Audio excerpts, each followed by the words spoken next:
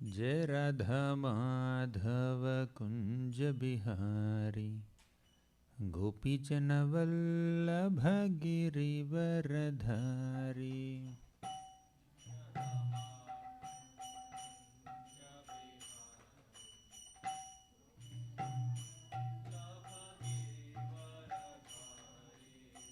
जय राधा माधव कुंज बिहारी गोपीजन वल्लभ गिरिवरधारी।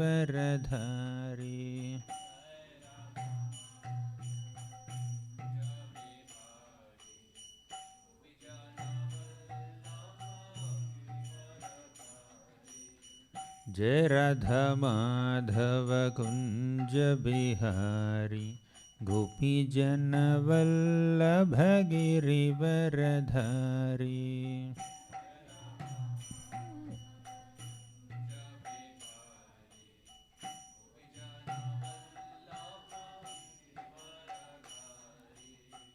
यशोदनंदन ब्रज जन रंजन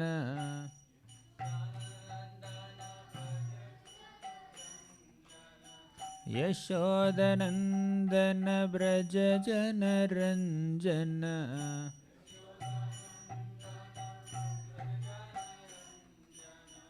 यशोदनंदन ब्रज जन रंजन।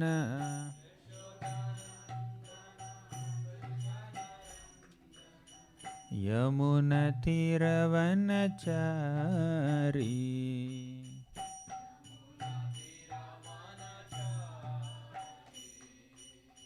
यमुनतीरवनचारी।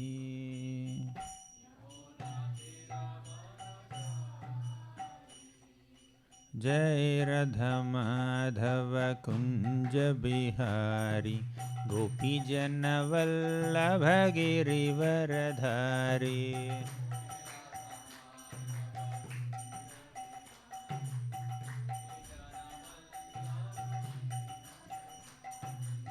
जय राधा माधव कुंज बिहारी गोपीजन वल्लभ गिरिवरधारी।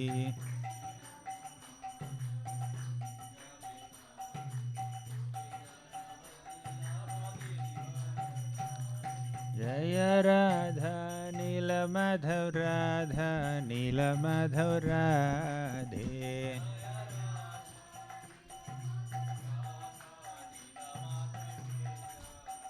जय राधा नील माधव राधा नील माधव राधे।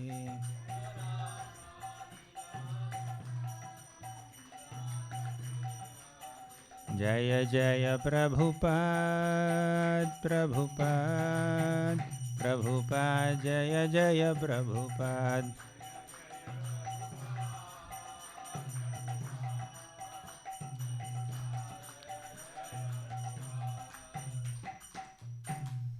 जय ओम विष्णुपाद परमहंस परिव्राजकाचार्य अष्टोत्तर शत श्रीमद् हिज डिवाइन ग्रेस अभय चरणारविंद भक्ति वेदांत स्वामी प्रभुपाद की। जय ओम विष्णुपाद परमहंस परिव्राजकाचार्य अष्टोत्तर शत श्रीमद् हिज डिवाइन ग्रेस भक्ति सिद्धांत सरस्वती ठाकुर प्रभुपाद की। नामाचार्य श्रील हरिदास ठाकुर की। प्रेम से कहो श्री कृष्ण चैतन्य प्रभु नित्यानंद श्री अद्वैत गदाधर श्रीवासादि गौर भक्तवृंद की। श्री श्री राधा कृष्ण गोप गोपीनाथ श्याम कुंड राधा कुंड गिरि गोवर्धन की। ब्रजभूमि श्री वृंदावन धाम की। पुरुषोत्तम क्षेत्र श्री जगन्नाथपुरी धाम की। गंगामयी की यमुनामयी की भक्ति देवी की तुलसी देवी की। कलियुग पावन हरिनाम संकीर्तन की। हरे कृष्ण महामंत्र की। All glories to the assembled devotees. All glories to the assembled devotees. All glories to Shri Guru and Shri Gauranga. Om Namo Bhagavate Vasudevaya.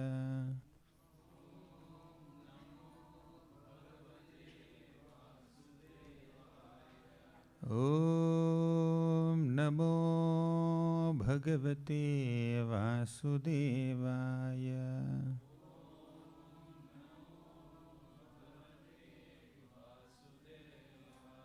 ॐ नमो भगवते वासुदेवाय।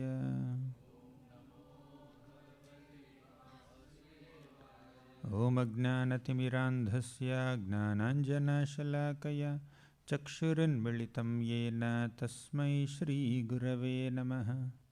श्रीचैतन्यमनोभीष्टं स्थापितं येन भूतले स्वयं रूपः कदा मह्यं ददाति स्वपदान्तिकं।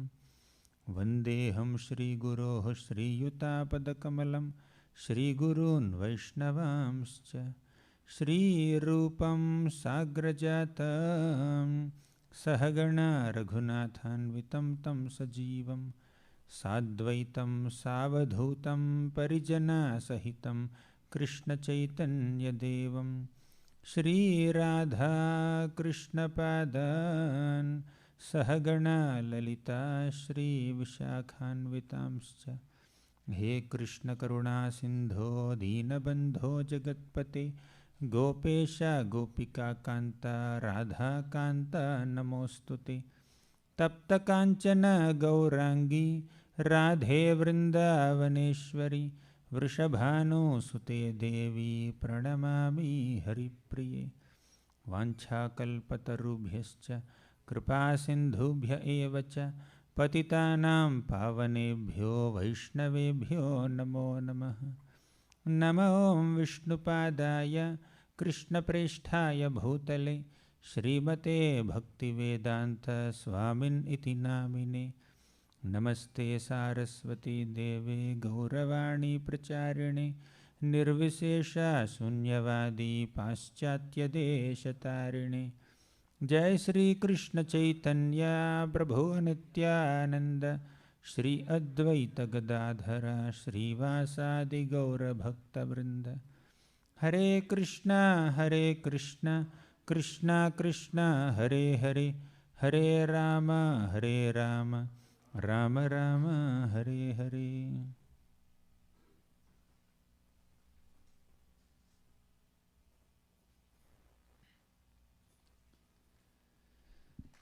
Hare Krishna.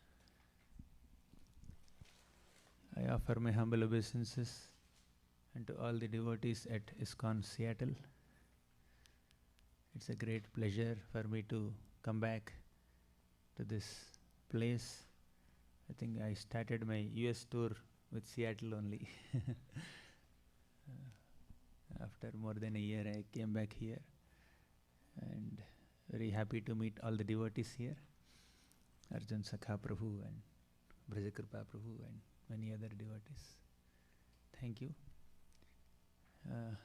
As requested by the devotees, we will be speaking on some nuances of Vaishnava character in today's session. We will base our discussion on Sri Chaitanya Charitamrita primarily and also on Bhagavad Gita, Bhagavatam, definitely. It's a very exalted topic, undoubtedly, and I also feel very unqualified to speak on this topic, but it is required for us to discuss on these topics of Vaishnava character so that we come one step forward in our journey towards Krishna by at least discussing what should be the ideal mode of a Vaishnava and taking some baby steps to come close to that mode. So with this mood, let's try to meditate on some aspects of Vaishnava character. As it's mentioned in Srimad Bhagavatam, Bhavadvidha Bhagavataha Tirthabhutaha Swayam Vibho Tirthi Kurvanti Tirthani Swantahastena Gadabhritam. Bhavadvidha Bhagavataha Tirthabhutaha Swayam Vibho. Yudhishthir Maharaj is praising Vidura in this way. He says that Bhavad Vidha, oh Lord, oh my dear uncle Vidura, you are a great Bhagavata devotee. You are a very exalted devotee. Devotees like you purify even holy places of pilgrimage. Many people go to holy places of pilgrimage to purify themselves from all sinful reactions. But when you go to holy places, you will purify the holy places from the sinful reactions that are dumped by sinful people in those holy places. Sinful people go to holy places and holy rivers and take bath there and dump all their sinful reactions there. And when devotees go and take bath or visit such holy places, then the holy places will be purified of all the accumulated sinful reactions. This is the standard of a Vaishnava. A pure Vaishnava is one who can sanctify even holy places. Why? Svantastena gadabhrta. Because they carry the lotus feet of the Supreme Lord within their hearts. Because the Lord is so pure, the Lord's remembrance can purify everyone. And a person who is constantly remembering the Lord can also purify everyone. Purify even holy places also. That's the purifying potency of a devotee. This is the mandate for all devotees. Yes, you need to purify your heart so much by meditating on the Lord that your presence makes a place holy. Of course, a devotee who has the potency to make a place holy does never think that I am a holy person. But we need to understand what is the standard of a Vaishnava. What is the glory of a Vaishnava. There is another shloka in the first canto of Bhagavatam. Yesham samsmaranat pumsaha sadyah shuddhyanti vaigrahaha kim punardarshana sparsha padashauchasanadibhin. Yesham samsmaranat pumsaha. Just by remembering a devotee, you are not even seeing the devotee yet. Just by the remembrance of a devotee, sadyah shuddhyanti vaigrahaha, our homes are completely sanctified. Kim punar darshana sparsha pada sauchasanadibhi. What to speak of seeing a devotee, touching a devotee, washing the lotus feet of a devotee, hearing from a devotee, associating with a devotee. How purifying it could be. What makes a devotee so glorious? We know that shloka where the importance of remembering the Supreme Lord is emphasized. What's the greatness of remembering the Lord? Om apavitraha pavitro va sarvavasthangato piva yaha smaret pundarikaksham sa bahya abhyantara suchihi. Just by the remembrance of the Supreme Lord, our inside and outside is completely purified. Similarly, when you remember a pure devotee also, we are purified. The purifying potency of a devotee is as great as the purifying potency of the Lord also. Why?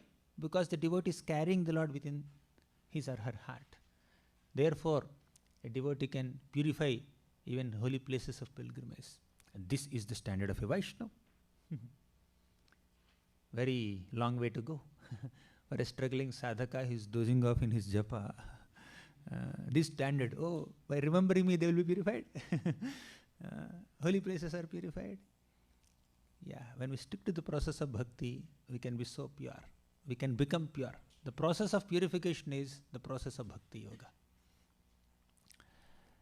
There is another beautiful shloka in the conversation between Devahuti and Kardama Muni. Prasangamajaram pasham atmanah kavayo viduhum sa eva sadhushu kruto mokshadvaramapavritam. Prasangamajaram pasham. When you associate with materialistic people, that will be the cause of great entanglement. Atmanah kavayo viduhu. Sa eva sadhushu kruto. When you associate with devotee, means the same tendency of associating with someone, being friendly with someone, if that is applied in the association of devotees, mokshadvaram apavritam, that will open doors for liberation. Mother Devahuti is speaking to Kardama Muni that, oh Kardama Muni, I have associated with you only for the purpose of gratifying my senses. I have not taken complete advantage of your association. Why? Because I was foolish. I was not very intelligent. Therefore, I have taken your association for sense gratificatory purposes. Not. You told me that you will give me love of Godhead. But I said that I will take love of Godhead later. I want a child first. Devahuti told Kardamamuni like this. But she had an argument. Even if a materialistic person associates with a pure devotee for material purposes also, the association of a pure devotee should purify the materialistic person. Even if our intentions are not pure when you come close to a devotee, the purity of a devotee should purify us, purify our intentions also. Means even with a wrong intention, if you associate with a devotee, there is only purification. That's how pure a devotee should be. That's how exemplary the character of a devotee should be. Even those people who approach a devotee with impure, malicious, envious intentions also will become purified. There are hundreds of examples in our Shastras. I spoke the principles last 5-10 minutes by quoting a few shlokas from Bhagavatam. But let's discuss a few examples.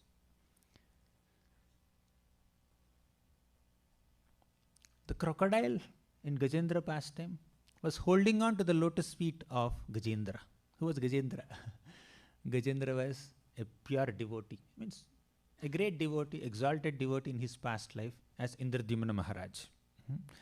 And this Gajendra was caught by this jaws of this crocodile, and Gajendra was trying to release himself. Gajendra initially thought maybe this crocodile will leave me after 5 minutes or 10 minutes or 1 or 2 days. But Gajendra could not release himself from the jaws of crocodile for 1000 years.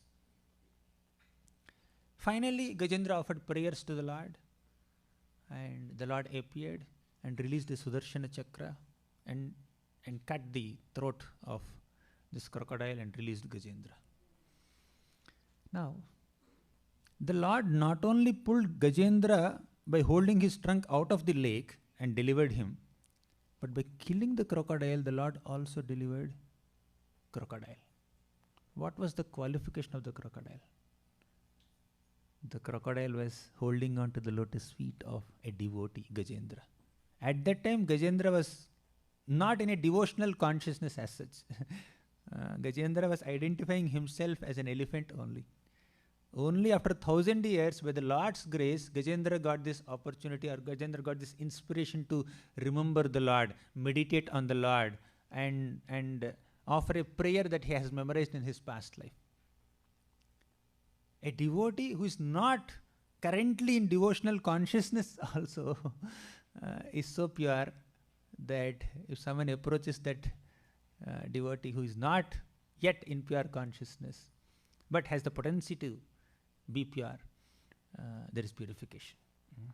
The qualification of Gajendra is, qualification of crocodile is, it held on to the lotus feet of a devotee, even with an intention to harm that devotee. That's what Mother Devahuti is speaking to Kardamamuni. I must have associated with you for some wrong purposes. Actually, she was not wrong. Her desire to have a child is completely in sync with the perfect plan of the Lord. The Lord wanted to descend as the son of Mother Devahuti and Kardamamuni, isn't it? He already mentioned to Kardamamuni, I will appear as your son, Kapaladev. If Devahuti has not desired for a child, if she says, I want liberation, I want Krishna Prema, I will just come out of this material world, then what will happen? Lord will not take birth only.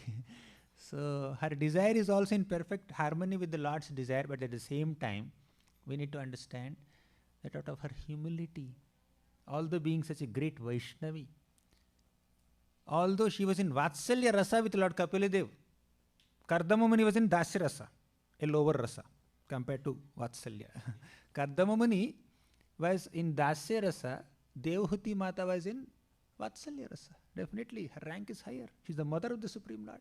But still out of her humility, she says, Oh Lord, my dear husband, my dear Guru, his husband also is Guru also. I I have associated with you for my own sense enjoyment. But even if somebody associates with a sadhu for sense gratificatory purposes or with evil intentions, wrong intentions, still the association with sadhu should purify this person. This is the standard of a devotee. Haridas Thakur, he was traveling to different places. He came to Banapal area. He is very popular as a Vaishnava. Many people are honoring him, respect him as great Vaishnava. But there is one person named Ramachandra Khan.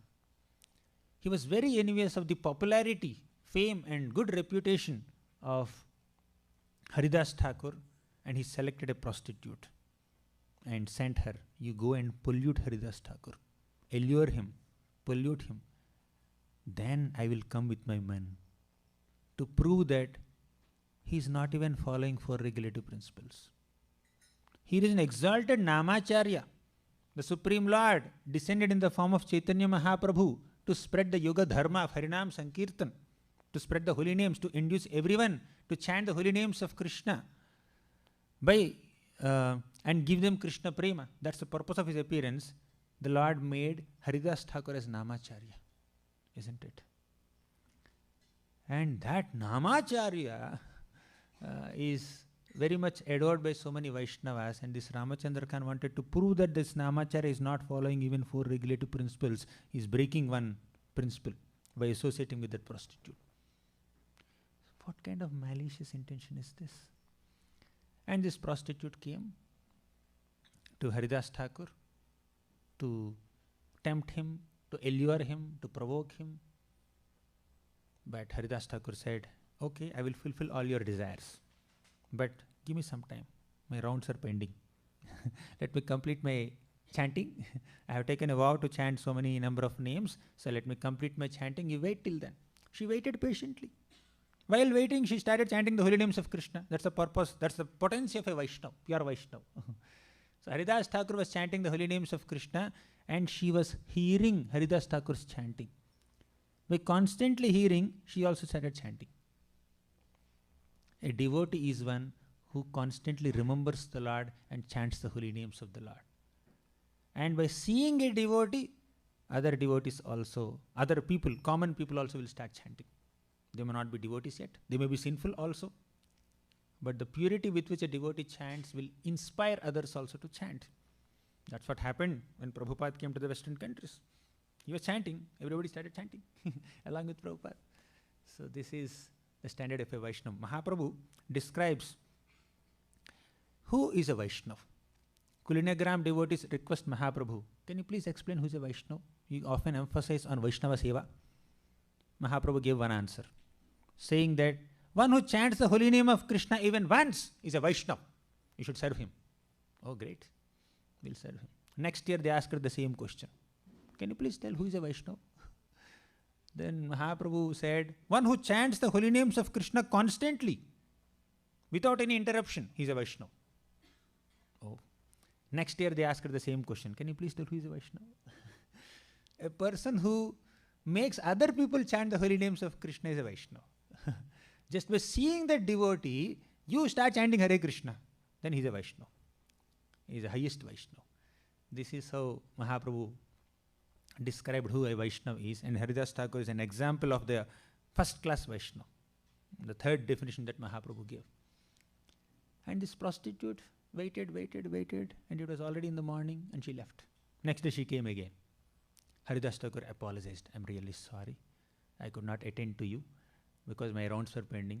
Unfortunately, today also my rounds are pending. Can I complete my chanting and then come back to you? Is it fine?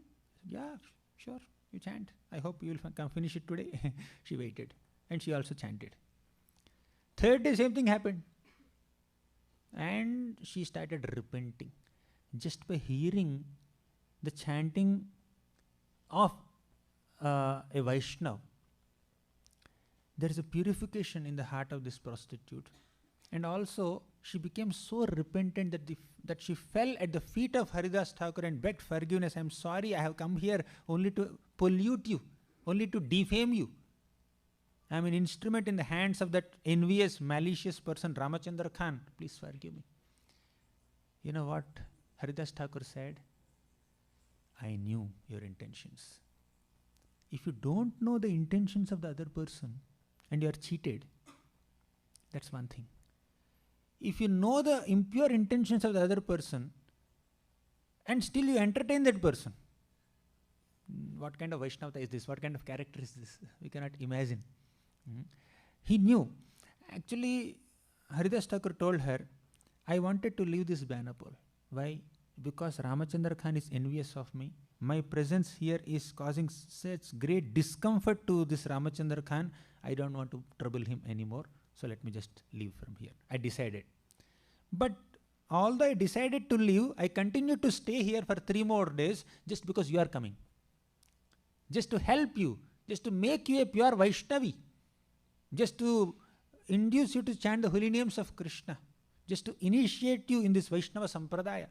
I have stayed back. See the compassion. See the great compassion of Haridas Thakur. This is one of the aspects of Vaishnava character. Compassion, tolerance, forgiveness. Yeah, in these 3 sessions I'm not going systematically, we'll take one quality and discuss all stories, or we take one story and discuss all the qualities in the story, but I'm just going like that. I hope you're okay with this. Haridas Thakur said, just to help you, just to make you chant, just to bring you closer to Krishna, I stayed back for 3 more days. She was overwhelmed, seeing the compassion. A Vaishnava is one who tries to cause welfare to someone who tries to harm him. That's what Mother Suniti told Dhruva. Dhruva was hissing like a snake. He was so offended, he was so disheartened by the mistreatment, by the harsh words of Suruchi. He came crying to his mother, Suniti. And what did Suniti say? Suniti said that, my dear child, please don't desire harm for anyone who must have harmed you. See this. Can anyone be like this? Don't desire harm for someone who has harmed you. That's the first words that came out of Suniti Mata's mouth. And Haridas Thakur also, he's not just not desiring harm for one who has tried to harm him, he's even desiring their welfare. That's what we see in the example of Prahlad Maharaj also. Prahlad Maharaj, he offered prayers to Narasimhadev, and Narasimhadev said, I am very, very pleased with you. I am very happy with you. You please ask whatever you want. Then Prahlad said, my dear Lord, do you think I am a businessman? I am not a businessman. I don't want to exchange my devotional service for some material benefits or material benedictions. I don't want that. I am your unmotivated, uninterrupted, unalloyed, unflinching servant for the rest of eternity, and you will remain my eternal master. This is our relationship. Nothing else should be there in our relationship. There is no transaction in our relationship. There is only exchange of love and warmth and affection in our relationship. So he said that. Then, but Prahlad Maharaj said, oh, sorry, I have one boon I want. I just want you to offer me one little benediction. You know what is that? Can you please show some mercy on my father, Hiranyakashipu? Out of his anger towards you, he tried to kill me and harm me in 100 different ways. You please protect him. You please liberate him. Show some mercy upon him. That's the only desire he had. Hiranyakashipu tried to kill Prahlad Maharaj in 100 different ways, and Prahlad Maharaj is praying for the deliverance of Hiranyakashipu. This is a Vaishnava. And this prostitute tried to pollute Haridas Thakur and defame him completely, but Haridas Thakur is thinking about her welfare. This is Vaishnava character. When somebody helps us, when we try to reciprocate with their mood and try to help him, that's like reciprocal. First category that the gopis described to Krishna. First category of reciprocators. When you help them, they will help you. But here, even if nobody helps them, even if someone tries to harm them, still a Vaishnava wants to help them. This is real Vaishnava character. Prahalad is praying not only for Hiranyakashipu, for everybody. In the 5th canto of Bhagavatam, Prahalad is praying to Narasimhadev, Swastyastu vishvasya khalaha prasidatam. Swasti astu. Let there be auspiciousness. For whom? Vishvasya khalaha. For all the villains in the entire universe. For all envious people in the entire universe. Let there be auspiciousness. Swastyastu vishvasya khalaha prasidatam. Let them be very peaceful, calm. Prasidatam. Dhyayantu bhutani shivam mithodaya. Let them meditate on auspiciousness for everyone. See, Prahalad is so non-envious. Prabhupada writes in the 1st canto purports that non-envy is of 3 flavors. First level of non-envy is you don't envy another person. That is first degree of non-envy. You don't envy anyone. When someone is flourishing, you are not feeling uncomfortable. When someone is advancing in bhakti, there is no discomfort in your heart. You are happy with their advancement. At least you are not harming them. That is like first level of non-envy. Second level is you try to help them become successful. First level, you are not envious of their glorious position or their advancement. Second level is you actually help them grow, help them become successful without any envy. Third level of non-envy is, Prabhupada writes, I'll read the exact, I will try to recollect the exact statements Prabhupada used. The third level of non-envy is that to strive to establish a competitionless society with God in center. Envy leads into competition. Right? When you are envious of somebody, you try to compete with that person.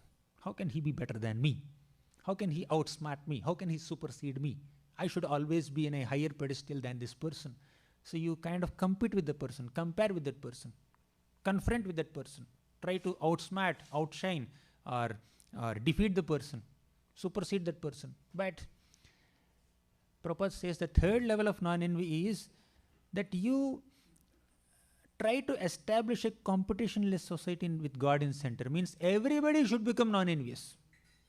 It's not that I'm non-envious. Like the Prahalad is saying, I'm not envying anybody. I even try to help other people to grow nicely. But let everyone else also be like this. Let everyone think about others' welfare. Let everyone try to help each other in becoming successful, in becoming great devotees. Let entire society be competitionless and envyless. When there is no envy in a society, that's spiritual world. When there is envy, that is material world. Envy keeps us in this material world. Of course, there are other anarthas also. Envy has its own friends, so many other friends. This is Haridas Thakur's Vaishnava quality, Vaishnava character.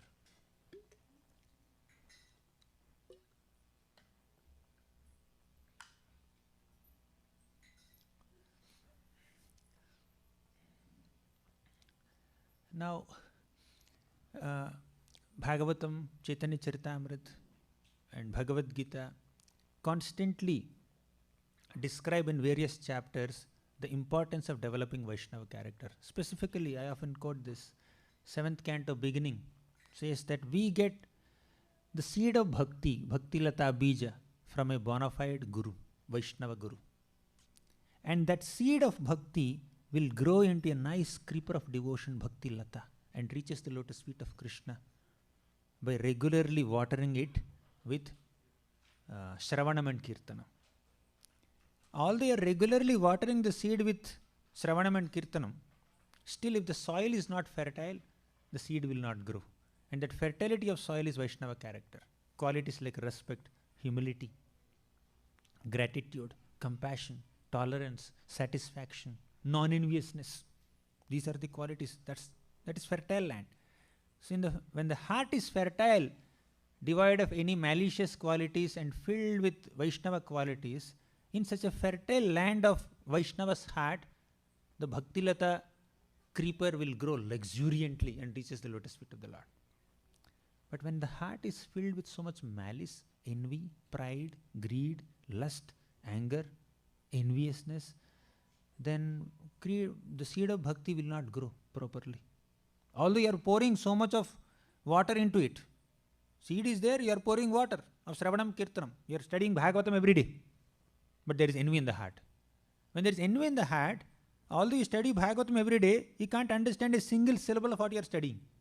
Although you are hearing Bhagavatam every day, Nityam Bhagavat Sevaya, you cannot understand a single syllable of what we are hearing. Because there is envy in the heart. When there is pride in the heart, when there is envy in the heart, we cannot realize what we are studying, what we are hearing. There is only theoretical knowledge. There is no realization. There is no absorption. There is no assimilation. There is no application. There is only theory, theoretical understanding.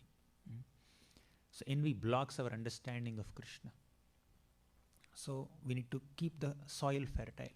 Krishna says in the Bhagavad Gita, 13th chapter, 16th chapter, 12th chapter, 2nd chapter, and many other chapters. He gives lists of qualities of devotees. Amanitvam adambhitvam ahimsa kshantirarjavam acharyopasanam shaucham sthiryam atmavinigraha abhayam sarva samsuddhi. Then he says tejakshama dhruti shaucham adroho natimanita bhavanti sampadam daivi abhijatasya bharata. He gives lists of good qualities, Vaishnava qualities, throughout Bhagavad Gita, specifically in the 12th, 13th and 16th chapters. Then in Bhagavatam, in Uddhava Gita, Krishna emphasizes on several Vaishnava qualities. Lord Kapila emphasizes on Vaishnava qualities.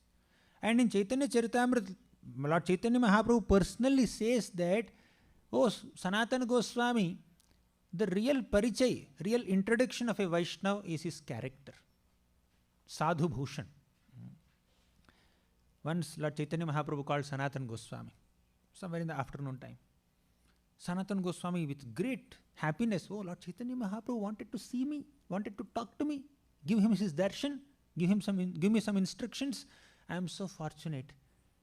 So with great eagerness, Sanatana Goswami just travelled on the path of, on the bank of the sea and somehow reached Mahaprabhu. Mahaprabhu asked him, how did you come here? I came via the sandy beach. Then Lord Chaitanya Mahaprabhu said, why did you come via that sandy beach? It's so hot. There are blisters on your feet. Oh, blisters on my feet? I didn't even notice only.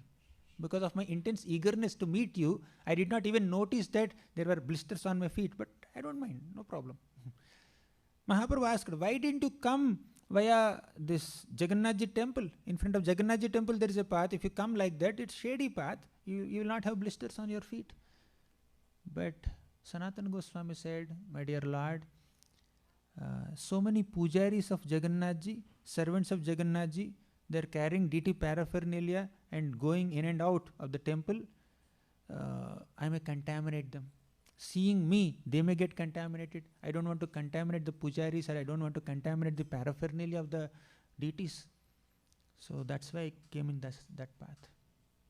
Then Lord Chaitanya Mahaprabhu said, Sanatana Goswami, you can purify the whole world. Jagata Pavana.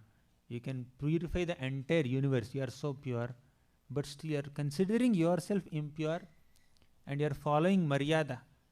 When some pujari is going to serve the deities, when we are impure, even physically also, we have not taken bath, we don't touch deities paraphernalia, we don't even touch the pujari, we just maintain distance. Okay, let them do their seva. When pujari comes, even on the road, when you're going from ashram to the temple hall, for example, so when pujari comes there and other people will just, move aside and then give way. Okay, he's going to serve the deities. So that's the etiquette. But Sanatana Goswami did not think that, anyways I am pure. If a pujari comes in touch with me, Bhavadvida Bhagavataha Tirtha Bhuta Swayam Vibho, their hearts will be purified. Yesham Samsmaranat Pumsa. He did not apply all these logics there that we have discussed in the beginning. He said, no. If I go close to them, they will get contaminated. I will be offensive. Therefore, I am just moving aside. Lord Chaitanya Mahaprabhu said, this is Vaishnava etiquette. This is Vaishnava culture. This is Vaishnava character. This is Sadhu Bhushan. This is the real ornament of a Vaishnava. Ornaments of Vaishnavas are not the necklaces they wear, or the anklets or bracelets, or the finger rings they wear. The real ornaments of Vaishnava is humility, compassion, gratitude, tolerance, equanimity. These are the real ornaments of a Vaishnava. Of course, there are other ornaments also. The beautiful form of Krishna is the ornament of eye. The flute sound of Krishna or the holy name of Krishna is the ornament for the ears. The real earring is the holy name of Krishna. So in this way, devotees decorate their bodies with Krishna paraphernalia. Everything connected to Krishna. All the sense objects for a devotee's senses are things that are connected to Krishna. Namani pranayena te sukrutinam tanvanti tundotsavam dhamani prathayanti hanta jalada shyamani netranjanam samani shruti saskuli muralika jatanyalankurvate kamani vrita chetasamiha vibho nashami nashobhate namani pranayena te sukrutinam tanvanti tundotsavam. The real ornament of a Vaishnava's tongue is Nam, Krishna's name. So tundotsavam, tunda means tongue, utsava means celebration. The tongues of devotees start celebrating so much. They have a great celebration when the holy name of Krishna is dancing on their tongues. Namani pranayena te sukrutinam tanvanti tundotsavam dhamani prathayanti hanta jalada shyamani netranjanam. The beautiful blackish form of Krishna is the real ointment for the eyes of a devotee. Right? We put some mascara here. That is Krishna's blackish form.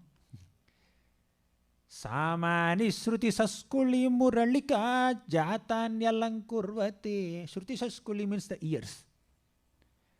Muralika, Krishna's flute sound, is the real ornament for the ears. Alankurvate. Jatanyalankurvate. Kama nivrita chetasami havibho nashami nashobhate. Kamani. All the desires of a devotee are directed towards worshipping Krishna, serving Krishna. Not for sense gratification anymore. The kama of a devotee is not kama. One kama is desire, another kama is lust, sense enjoyment. So the real kama of a devotee is service to Krishna. They are seva kami, not mukti kami, not bhukti kami, not siddhi kami. They are bhakti kami. They are seva kami. They always desire to serve the Lord. Apart from desiring to serve the Lord, apart from seeing the Lord with one's eyes, apart from hearing Krishna Katha with one's ears, other ornaments of devotees are the qualities of gratitude, compassion, humility, respecting others for whatever they are, not hating anybody, not envying anybody. So we are emphasizing on the character. In some sessions we discuss about the importance of sadhana, shravanam and kirtanam, but we should also have some sessions to discuss the importance of Vaishnava culture, the mood, the right attitude of a devotee, that which really nourishes our spiritual life. Although we accomplish so many things in the service of the Lord, when there is pride in our hearts, then we cannot really taste the nectar of Krishna prema. When there is pride, we may serve the Lord and Vaishnavas with so much diligence and intelligence, but when there is no humility or gratitude or compassion, then that will not satisfy the person who has accomplished so much. There is vacuum. In spite of accomplishing so many things in the service of the Lord, why am I feeling lonely? Why am I feeling despondent? Why there is loneliness? Because there are no devotee friends. Why there are no devotee friends? Because we have no Vaishnava qualities. When we have good Vaishnava qualities, then naturally people will get attracted to us. And people will look attractive to us. Right? When we have good qualities, Vaishnava qualities, we will see good in others. When I have good in me, then I will see good in others. When I don't have good in me, I will see bad in others. When I see bad in others, when others see bad in me, where is relationship? Where is friendship? Where is camaraderie? Where is suhrada? Where is sauhrdatvam? When devotees are together, when they are cordial in their relationships, when they are friendly with each other, that friendly dealings amongst devotees will completely please the Lord. The Lord will be happy to bestow all benedictions. Varam vrinidhvam bhadram vo yuyam me nripanandana sauhardena prathak dharma tushto aham sauhrdena va. Tushto aham sauhrdena va. When you are friendly with other devotees, Lord will be very happy. But that friendliness, that friendship and that camaraderie, that loving bonding amongst devotees is definitely based on their love for Krishna. But it is also based on the Vaishnava qualities that devotees have. When there is envy, pride, and a tendency to supersede others, compete with others, compare with others, with that kind of mentality, we cannot have good friendships with others. When there is genuine appreciation, when there is genuine humility, when there is genuine respect in our dealings with other devotees, then friendships are possible. Nobody likes to make friendship with an arrogant person or a proud person, unless there is some need. Yes, when there is a transaction there, then you kind of, okay, I need to invest in this relationship, although he's arrogant, fine, he's doing this work for me. But real attraction towards other people happens when others have good qualities. Humility. Humility is one of the foremost qualities of a Vaishnava. That's why Lord Chaitanya Mahaprabhu, while he is giving so many lists of items in the Sikshashtakam, he only described the sadhana of a devotee in one shloka. Of course, first two slokas are also sadhana. But as far as the process of getting attracted to the holy name of Krishna is concerned, the process of destroying one's misfortune in lack of taste in chanting the holy name is concerned, Mahaprabhu emphasized on these four qualities. Trinadapi sunichena, tarorapi sahishnuna, amanina manadena kirtaniya sadaharihi. If the holy name of Krishna is the essence of everything, and if that is the supreme sadhana for especially a Kali Yuga spiritual seeker, sadhaka, that is the supreme sadhana, and if there is no taste in doing that sadhana of chanting the holy names of Krishna, what are we supposed to do? We are supposed to cultivate these four qualities. Tranadapi sunichena, being humbler than blade of grass. Tarorapi sahishnuna, more tolerant than a tree. Amanina manadena, not expecting honor from others, not hankering to be honored by others, and trying to honor everybody for whatever they are, offering all respects to others. In fact, these two are also part of humility. In fact, humility is defined like this. Amanitvam is humility. Amanina and humility are like synonymous. They're more or less same. But this is like more explanatory way is, don't expect respect from others, offer respect to others. Only a humble person can do that. It's included in humility.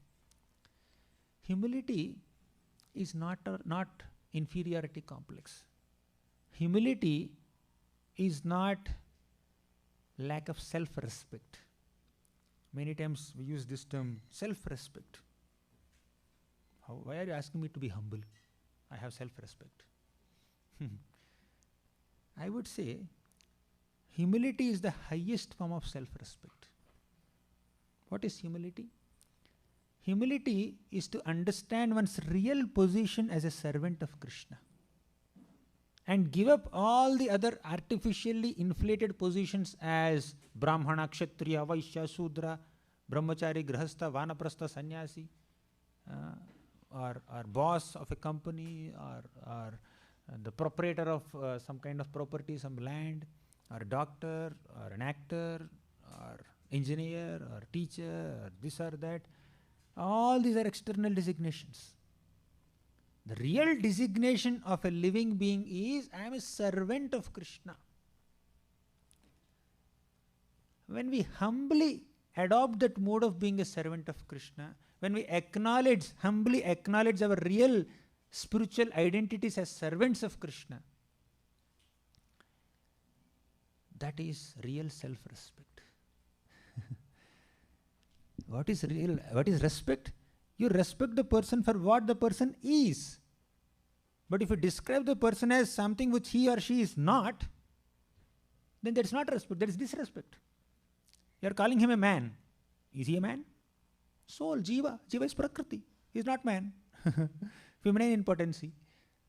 It's disrespect. You call him a brahmachari, grahastha, or king, or kshatriya, or brahmana. Is he a kshatriya? Maybe for one lifetime he may be kshatriya. Even in that one lifetime, although he took birth as a kshatriya, if he doesn't demonstrate the qualities of a kshatriya, he is not called kshatriya, he is a kshatra bandhu. Even if you call him a brahmana, if he does not have brahmanical qualities, he is called brahma bandhu, not brahmana.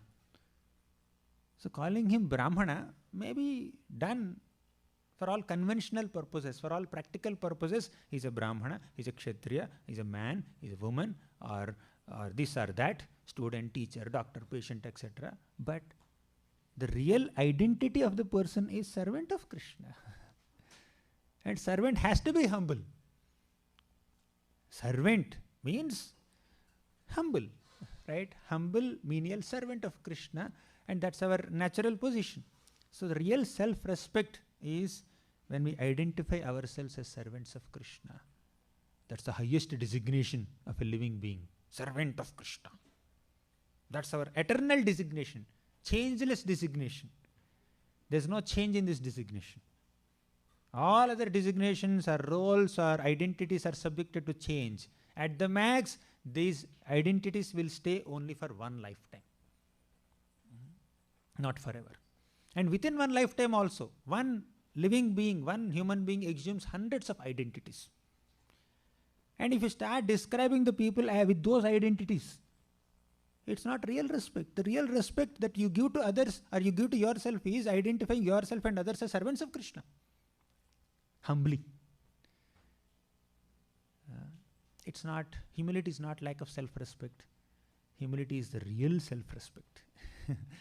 Being humbly considering oneself as servants of Krishna is the real self-respect. When you consider yourself servant of Krishna, you want to please Krishna, you want to develop those qualities that please Krishna, you want to do those things that are pleasing to Krishna.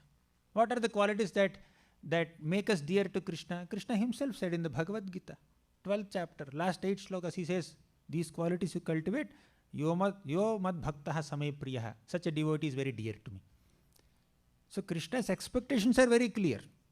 You cultivate these qualities, Vaishnava character, then you become dear to me. That's what Krishna said.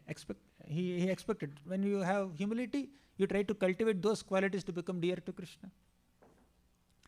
It is only through humility we will effectively render bhakti unto Krishna. Panchanga bhakti. Bhakti has 64 limbs. Out of the 64 limbs given by Rupa Goswami, 5 limbs are considered the foremost, very effective limbs. One is chanting the holy names of Krishna. That requires humility. Without humility, we cannot chant properly. Tranadapi sunichana will lead to kirtaniya sadaharihi. Without humility, how can we chant? If somebody is not humble, then how will he take someone else's name?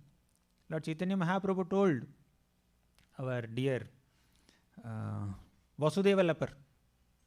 Vasudeva leper had a leprosy affected body, but Mahaprabhu embraced him and gave him a very healthy, handsome body.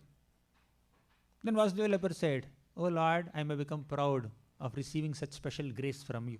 How can I remain humble? How can I become humble?" Then Lord Chaitanya said, "You chant the holy names, you will become humble. Chanting will make you humble."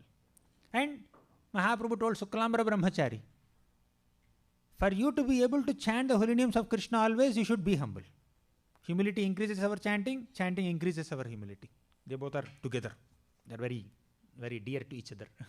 They merge with each other. They are inseparable. So, as Mahaprabhu said, Trinadapi Sunichena, having a humble mood is required to chant. So, out of Panchanga Bhakti, one is chanting the holy names of Krishna, that requires humility. Next is Vaishnava Seva, for example. You take another Anga. Vaishnava Seva requires humility. Unless you have humility, Why would you serve another person? Lord Chaitanya Mahaprabhu once he danced ecstatically in Harinam Sankirtan in Jagannath Puri. He became so tired. Then he slept in Gambhira. He slept. Where? At the doorstep. He was sleeping. Is that the place to sleep? When you are tired, you will go into the room and sleep. So he is sleeping at the doorstep, completely blocking the path. And he says, I am very tired now.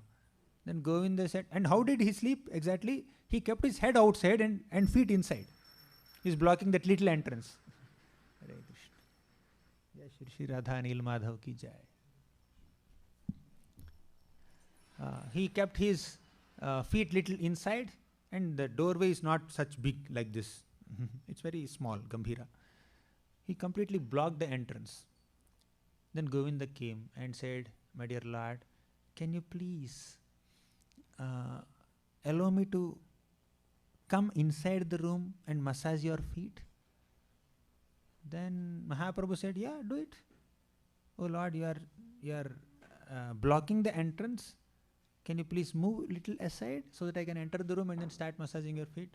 Mahaprabhu said, I cannot move. I am so tired, I cannot move. If you want to do, do. Otherwise, leave it. No massage today. Chutti for you. Then Govinda understood Mahaprabhu is not going to move. He took his cloth and kept it on the transcendental body of Mahaprabhu, and he crossed over Mahaprabhu's divine body, came inside the room and started massaging his feet. For about 45 minutes, Mahaprabhu slept and he got up from his sleep, and Govinda was inside the room. Mahaprabhu asked, did you not take prasad? Go and take prasad. Have you not taken prasad? He said, no, I didn't take prasad. Why? You are there sleeping. See the sleeping posture. You went into Mahavishnu mood and you thought this Gambhira doorway is like Garbhodaka ocean or causal ocean, and you slept there. You did not allow me to go outside. And he didn't say all this, by the way. He basically said, indicated that you are blocking the entrance. Mahaprabhu had a logical question. How did you come inside? For this question, logical question, Govinda did not have an answer. He kept silent. Humility. He kept silent. And Mahaprabhu said, the way you have come inside the room, in the same way you could have gone outside also. Then also he was silent. But within his mind, Govinda was speaking. What was his speech? O Lord, to render service to your lotus feet, I can commit hundreds and thousands of offenses. But for my own sense enjoyment, for my own meals or whatever, I cannot even think of committing an offense. Crossing your divine transcendental body is an offense. I don't want to do this offense. This is humility in serving Vaishnavas. Mahaprabhu is acting like a Vaishnava, senior Vaishnava. He is the Supreme Lord, but he is acting like a senior Vaishnava, testing a younger Vaishnava. And by the way, Govinda is god brother of Lord Chaitanya Mahaprabhu. Govinda has been instructed by his spiritual master, go and serve Nimai, go and serve Lord Chaitanya. He did not say, he is my god brother, we are equals. Why should I serve him? At least you tell me to serve somebody, some other sannyasi. Your god brother, you tell me, I will serve. Why will I serve my god brother? He did not say that. But Mahaprabhu, as a Vaishnava, acting like a Vaishnava, he was hesitant. How can I accept service from my own god brother? I cannot. But my Guru instructed me, therefore I will. Either in rejecting service, denying service, or accepting service, Mahaprabhu is exhibiting humility only.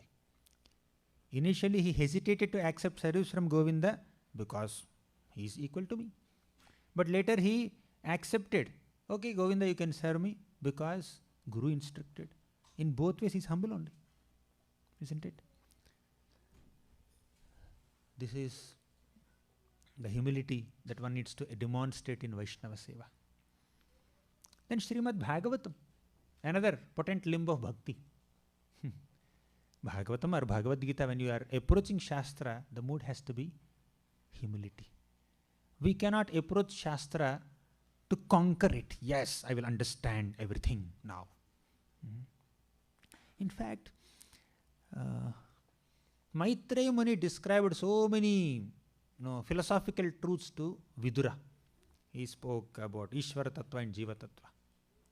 Then Vidura said, "O Lord, my dear Lord, you have enlightened me. I understood this, but my understanding is only theoretical. For this theoretical knowledge to become a practical realization, I need to render service to pure devotees like you. Humble service. Durapahyalpa tapasa seva vaikunthavartmasu yatropagiyate nityam deva devo janardana." Durapahi alpa tapasa. People who are meager in their austerity will not get a chance to do Vaishnava seva. But only when we get a chance to humbly render service, menial service to Vaishnavas, then our theoretical knowledge will convert into practical realization. For us to assimilate, understand, realize the teachings of Bhagavatam, we need to do Vaishnava seva. Humbly do Vaishnava seva. And even the approach towards Bhagavatam is humility. Like when you approach the literature with humility only, Krishna in the form of this Grantha avatar, will reveal the inner insights to us. Otherwise, like Mohini Murti, he will hide everything. For Bhagavatam to reveal its inner meanings to a reader, the reader has to be humble. Without humility, Bhagavatam will not reveal all the deeper insights. Like Mohini Murti hid all the nectar from the demons, Bhagavatam also will hide all its inner, deeper meanings from an insincere or arrogant reader. They may get historical perspectives, they may get linguistic perspectives, they may get grammatical understanding, but they will not get the devotional insights. Why? There is no humility. Without humility, Bhagavatam is not different from Krishna. If Krishna expects devotees to be humble, if Krishna cannot tolerate humility, tolerate pride in Brahma, in Indra, in Sudama. Sudama was proud. He is poverty stricken. Why is he proud? He is proud of his poverty stricken condition. He is proud of his poverty. Bali Maharaj was proud of his prosperity, and Sudama was proud of his poverty. Maya is so powerful. It can induce pride in any way. So opposite of pride is humility. So when Bali was proud of his charitable disposition and prosperity, the Lord has taken away all his wealth and made him humble. When Sudama was proud of his poverty-stricken condition, he was too attached to his detachment, then the Lord gave him so much wealth and made him humble. The Lord wants his devotees to be humble. And when the gopis of Vrindavan became slightly, transcendentally proud of getting an intimate association with Krishna in the Rasa Leela, Krishna disappeared from the scene. Okay.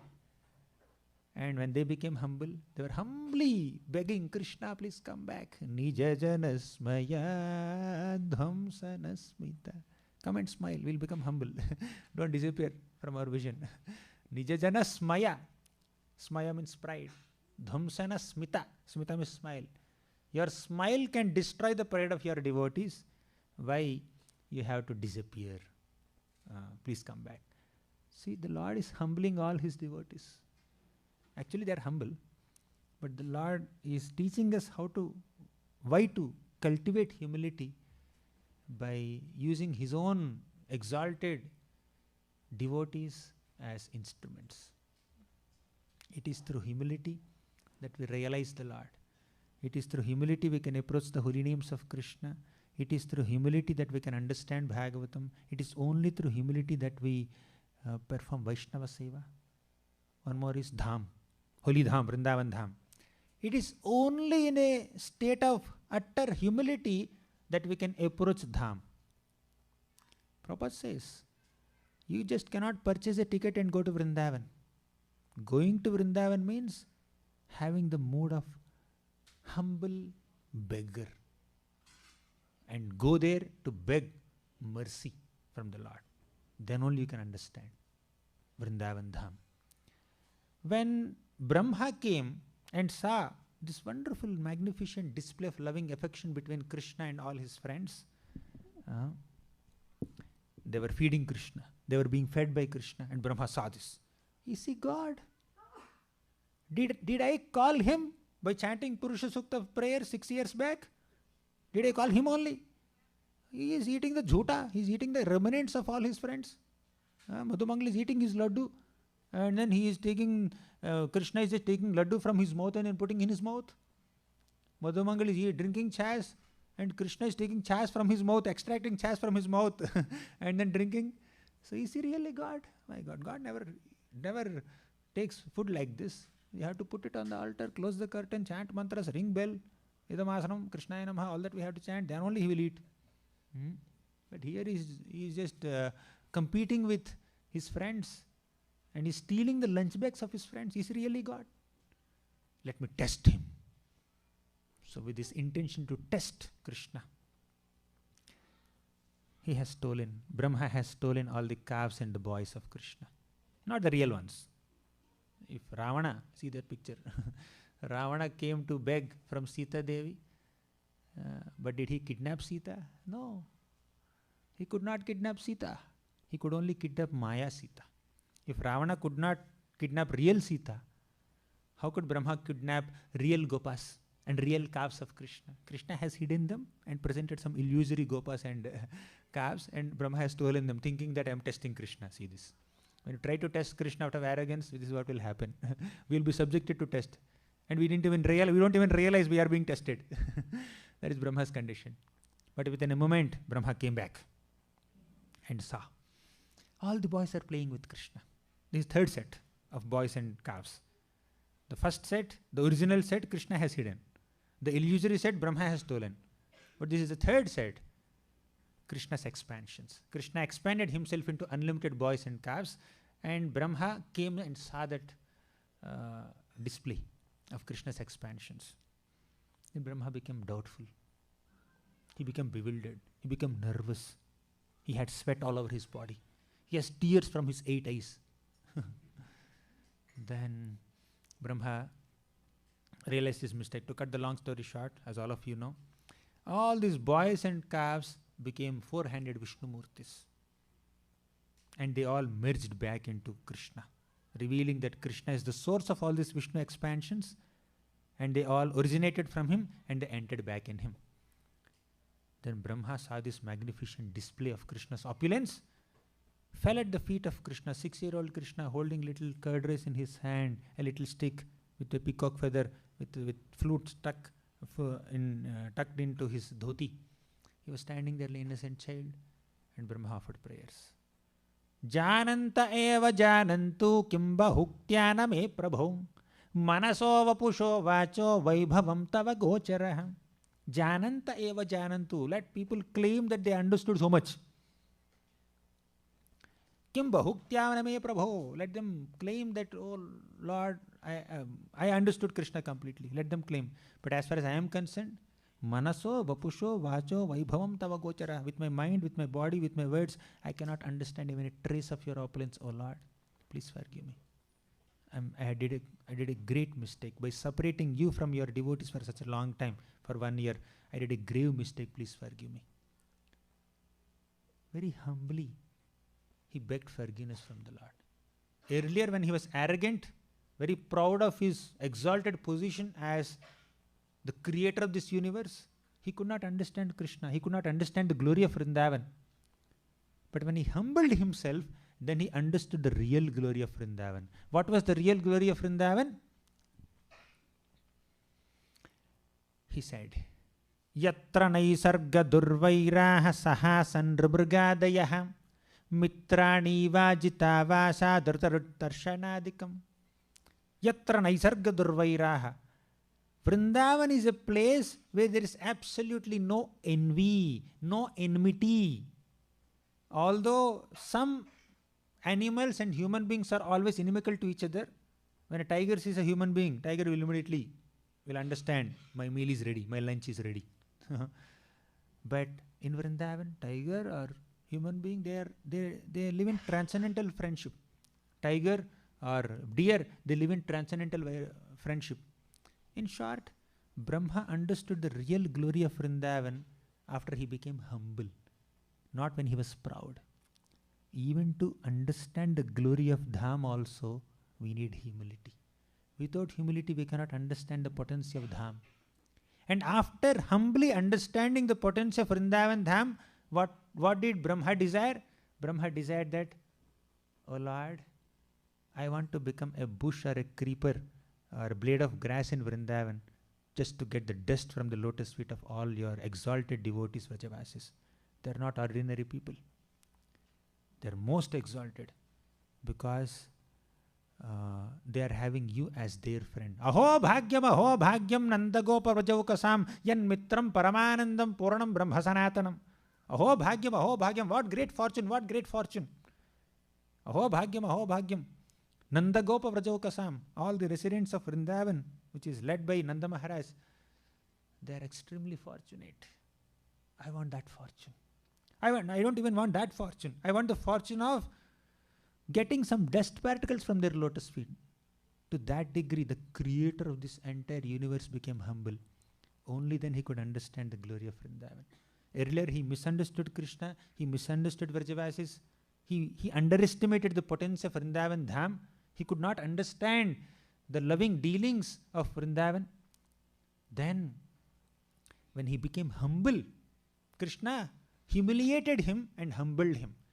Krishna displayed his majestic potency and then humbled Brahma. Then Brahma could understand the glories of Vrindavan Dham. But still, Krishna did not stop there.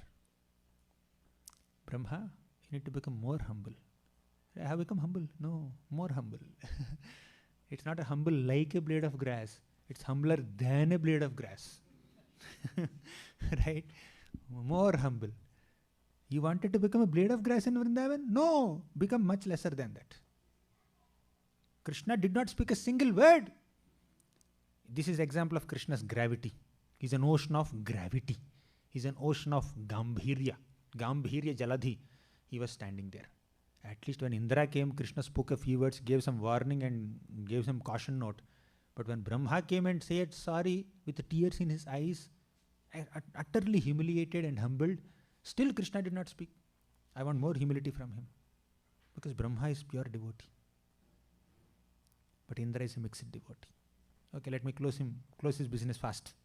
Okay, I'll have a discussion with him. Let him go away. I can't spend so much time. He's humble, right? I'll spend more time. I want him to become more humble. So Brahma understood. I think Krishna considers me not qualified even to become a blade of grass in Vrindavan. He went back. He repented. He genuinely repented for a long, long time. Then Brahma came to a place called Antardvipa. And he meditated on the Lord for a long time. Then Krishna is pleased. Now you are humbler than a blade of grass. And the Lord came in a golden form, golden Gauranga form, and said, Brahma, now you are so puffed up, or some time back you were so puffed up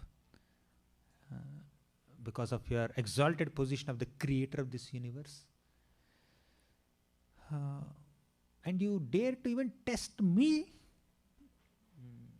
Anyways, you could not do that. I have made you humble. But I appreciate your current humble state of mind. And I want you to be humble like this. Although many devatas got their opportunities to participate in my Krishna Leela, you did not take part in Krishna Leela. You came and just chanted Sahasra Sirsha Purushaha Sahasrakshas Sahasrapasa Bhumim Vishvato Vritva. And I sent a message, wireless WhatsApp message to you, invisible message in your mind. And you just announced that message to all the devatas and told them to take birth in Yadu, Vrishni, Bhoja, Andhaka dynasties, and you did not take birth. You thought you are just a communicator. Seva mila, Bhagwan ne seva diya, kar lo. He just transferred, engaged all the devatas in seva, but you yourself did not engage yourself in seva. Okay, you don't want to participate in my lila? No, not like that, my Lord. You participate now. What is my role? Not creator. Not a member of Yadu dynasty or Andhaka dynasty or Bhoja dynasty. A Yavana. A member of Yavana dynasty. A member of Mlecha dynasty. You become Haridas Thakur. You will not have any social status. You will not have any social respect. Now, all the Prajapatis are offering respects to you. Prajapati naam abhivanditah pati. All the Manus and Prajapatis and Devatas are offering respects to you. Within one day of Brahma, 14 times the universal government changes. All the office bearers in the universal government, they keep changing 14 times in one day of Brahma. Every day of Brahma, Brahma sees 14 Indras and 14 sets of Saptarishis and so many other Devatas reporting to him. Whenever they are stuck, they will come to him. Oh, Brahma, we are stuck, please help me. And Brahma, do this, do that. Right? No offense to Brahma, he is an exalted devotee. Right? We are just trying to highlight the importance of humility and also highlight the potency of Maya, that it can distract even someone in the status of Brahma also. Who are we? We are insignificant. They should make us humble. So Brahma became very humble. Then Lord Chaitanya said, you will be deprived of the status as Brahma, and you will have a very humble, low position. You will be born in a Yavana dynasty. In such a humble state of existence, you will be able to chant the holy names of Krishna always. Then I will make you Namacharya. I will descend to spread the holy names of Krishna, and I will make you the greatest authority of chanting these holy names of Krishna. In a humble state of existence, Brahma could understand the glory of Dham, and he could chant the holy names of Krishna. So to do Panchanga Bhakti, to do any element of Bhakti, we need humility. We discussed holy name, holy Dham, Vaishnava Seva, Bhagavatam, deity worship. Of course, deity worship requires so much of humility. One way of becoming humble by doing deity worship is receiving feedbacks from other pujaris. More practical way.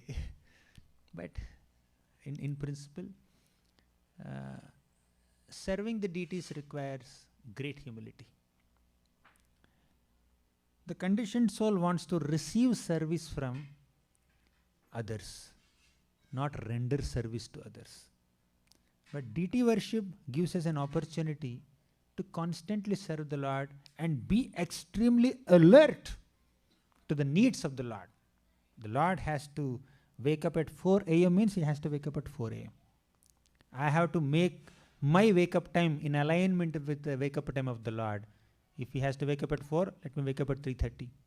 Take bath, be ready 5 minutes before only, and then chant the mantra. So sa vadabhra karuno bhagavan vivriddha premasmitena nayanam buruham vijrumbhan.